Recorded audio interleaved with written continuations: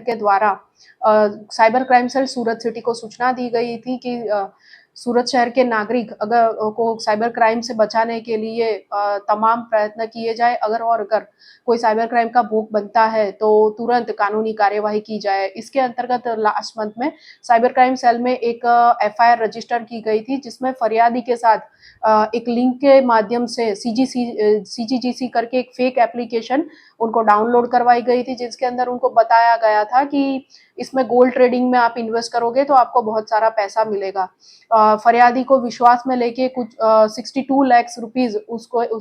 टुकड़े उससे लिए गए थे और उसको विश्वास दिलाने के लिए उसमें से कुछ 11 लाख रुपए भी किस्तों में उसको वापस भी किए गए थे, जिसमें फरियादी ने विश्वास में आके उसमें बहुत सारा पैसा लगाया और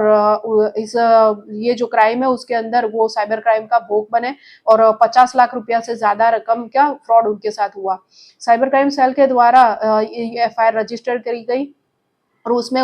जो यूज किए गए म्यूल अकाउंट्स है उसके बारे में इन्वेस्टिगेशन किया गया, जिसके अंतर्गत साइबर क्राइम सेल द्वारा 3 आरोपियों का पकड़ लिया गया है। इसमें से नीलेश भालाड़ा, जिन्होंने अपना अकाउंट कमीशन पे 45,000 रुपये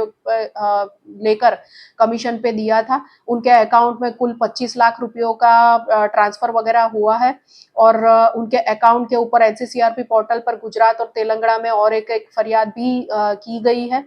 और उनके अलावा ये जो नीलेश भालाड़ा है उन्होंने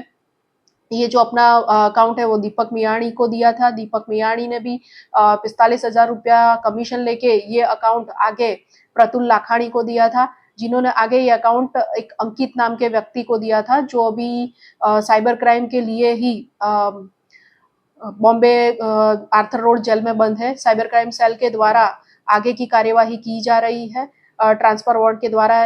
अन्य आरोपियों को यहाँ सूरत लाकर पूछपरछ के लिए। इसके अलावा ये जो दीपक मियाणी है उसको पहले हैदराबाद साइबर सेल ने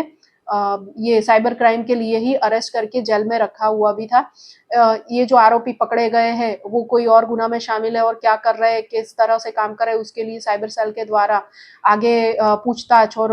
जो कानूनी कार्यवाही है वो की जा रही है। इसके अलावा इस क्राइम के अंदर फरियादी के 10 लाख रुपए साइबर क्राइम सेल द्वारा अलग अलग अकाउंट में फ्रीज कराए गए हैं, जिसके अंदर रिफंड की कार्यवाही भी की जा रही है।